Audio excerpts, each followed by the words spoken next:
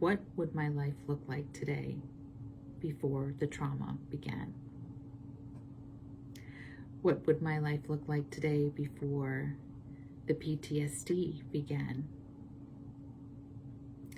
Who would I be today before the pain and the addiction began?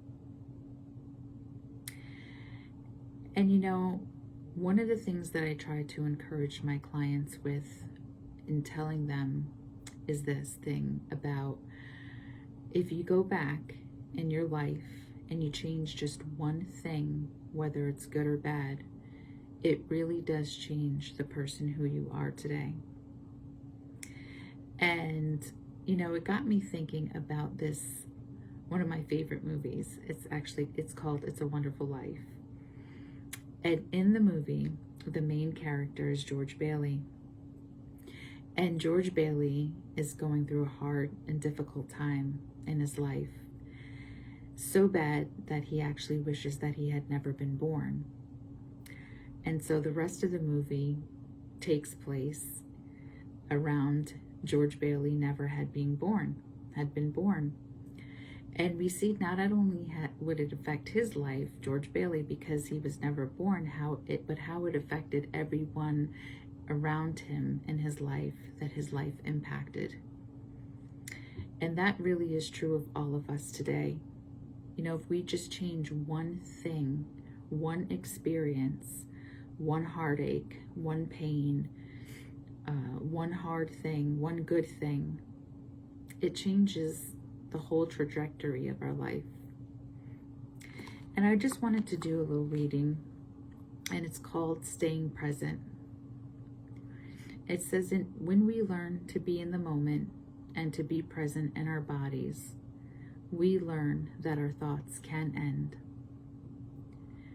When we come into recovery, we may have never felt what it was like to be in our bodies and experience our feelings.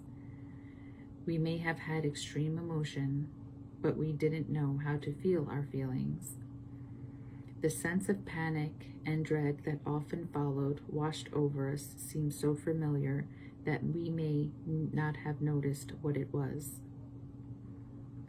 As we became fully integrated and participants in our recovery, learning how to integrate our whole selves and lay bare our souls, we began to crack.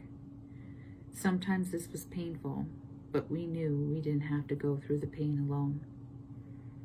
We made phone calls and reached out to other recovery members, and we asked them for help. And they said that we were not alone. We gathered the courage to sit through the pain of withdrawal and our feelings and from what was keeping us tied up inside.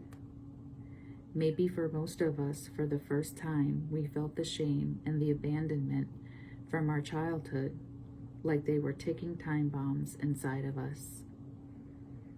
As our bodies unwound, we learned not to panic.